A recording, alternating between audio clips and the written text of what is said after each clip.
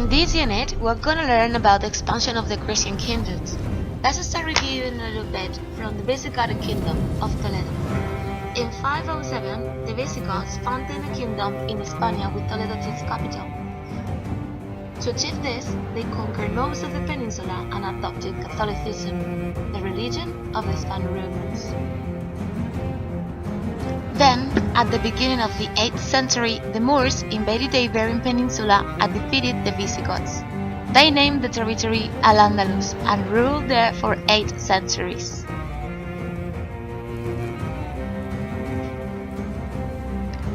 So, in 711, the Moors, who already dominated North Africa, defeated the Visigoth king Roderick at the Battle of Guadalete. Within 7 years, the Moors had occupied almost all the Iberian Peninsula. Al-Andalus became part of the powerful Islamic Empire, with its capital in Damascus. Córdoba became the capital of Al-Andalus. Later, Al-Andalus separated from the Islamic Empire and became an independent emirate. After, in the 10th century, Emir Abderrahman III proclaimed himself Caliph of Córdoba, the spiritual leader of Muslims in Al-Andalus. This made Córdoba a caliphate. After the fall of the caliphate in the 11th century, Al-Andalus broke up into several independent Taifa kingdoms. The Reconquista in the Iberian Peninsula. When the Muslims entered the Iberian Peninsula and defeated the last Visigoth king in the Battle of Guadalete 711, some Visigoth noblemen fled to the mountains in the north. These noblemen, along with the inhabitants of these areas, founded the Christian kingdoms. From that time onwards, the northern Christian kingdoms fought against the Muslims to win back the territory. This period was the Reconquista of this peninsula, and it took the Christian army 7 centuries to complete. It was in 722 when King Pelayo won the Battle of Covadonga. It was the first significant victory of the Christian kingdoms over the Muslims and the beginning of the Reconquista. A fun fact is legends say that King Pelayo of Asturias saw a cross in the sky during the Battle of Covadonga. Then, rocks fell on the Muslim army and made them flee. This cross was named the Cross of Victory. It became the symbol of a Spanish region. The expansion of the medieval Christian kingdoms was connected to the Reconquista. These kingdoms made their territory bigger and by conquering them from the Muslims. The Kingdom of Asturias. It was the first Christian kingdom in the peninsula. Here was where Visigoth noble Pelayo defeated the Muslims in the Battle of Covadonga 722. And the Reconquista began. Then, in the 9th century, Pelayo's successors expanded the kingdom towards Galicia and the north of León and Castilla.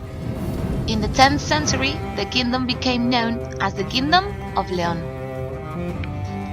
Kingdom of Pamplona-Navarra. This kingdom was not close to any Muslim border, so it couldn't expand as much as other kingdoms did.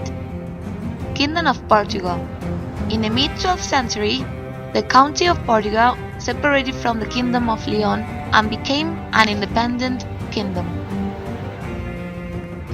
Aragon and the Catalonian counties. These territories dominated the east of the peninsula. The counties of Aragon and the Catalonian counties was part of the Spanish March. In the 10th century, Barcelona won the independence of the County of Barcelona. In the 11th century, the County of Aragon became the independent Kingdom of Aragon. In the 12th century, the Kingdom of Aragon and the County of Barcelona joined and formed the Crown of Aragon. In the 13th century, the Kingdoms of Valencia and Mallorca joined them. In the 15th century, Fernando II of Aragon became king and joined the Crown of Aragon to the Crown of Castilla. Each one kept its independence under this union. Kingdoms of León and Castilla. Castilla and Leon were the biggest territories in the west of the Iberian Peninsula, and their histories are closely connected. In the 10th century, Castilla split from Leon and became the independent county of Castilla. In the 11th century, Castilla became a kingdom. In 1230, the kingdoms of Leon and Castilla united again and became the crown of Castilla. In the 15th century, Isabel I of Castilla became queen. Her husband was King Fernando II of Aragon, which united the crowns of Castilla and Aragon. Together, as the Catholic monarchs, they ended the Reconquista in 1492. People from the Christian kingdoms repopulated the conquered lands. The kings gave them land as privilege. They didn't have to pay taxes. The commerce increased again and larger cities grew. A new social group emerged, the bourgeoisie. Feudal lords didn't control cities. Their inhabitants were free.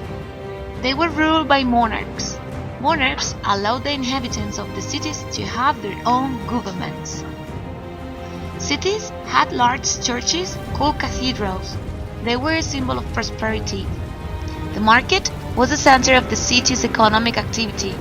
Artisans and merchants sold their products there.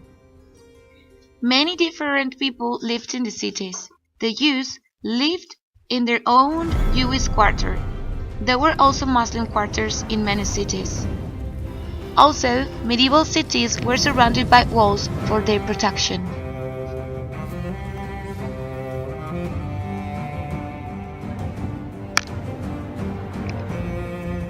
There were three distinct social groups in the Christian kingdoms, each with a specific role. The nobles fought wars, the clergy worshipped God, and the peasants worked the land. The nobility and the clergy owned most of the land and did not pay taxes. The nobles swore loyalty to the king and became his vassals. They provided the king with men and weapons in exchange for land. The clergy made up a large section of society. The monks and nuns wrote manuscripts and cultivated the land. The priests looked after the people and the churches. Most of the population was made up of peasants, serfs, who worked for a feudal lord, a noble or a cleric. They had to give him part of the harvest and couldn't leave their land without permissions. The peasants' living conditions were very difficult. They worked from dawn to dusk. They ate grains, pulses, vegetables, fruit, some cheese and eggs. They often went hungry. The lands that the king gave to the nobles and the clergy made up the fiefdom. Remember that they lived in a system called feudalism, in which people received land and protection from a lord in return for a promise to work or fight. So, a fiefdom is the land and property which was owned by a lord in a feudal system. The nobleman was the fief owner and the feudal lord. He received the lands from the king. He lived in the castle with his knights and vassals. Peasants were the lord's servants. They worked on the lord's lands and received his protection. They lived in nearby villages with a church. The peasants grew cereals, pulses and vegetables in the fields and planted vineyards and orchards. Their tools and cultivation techniques were very simple. As a result, agricultural production was low and there was not always enough food for everyone.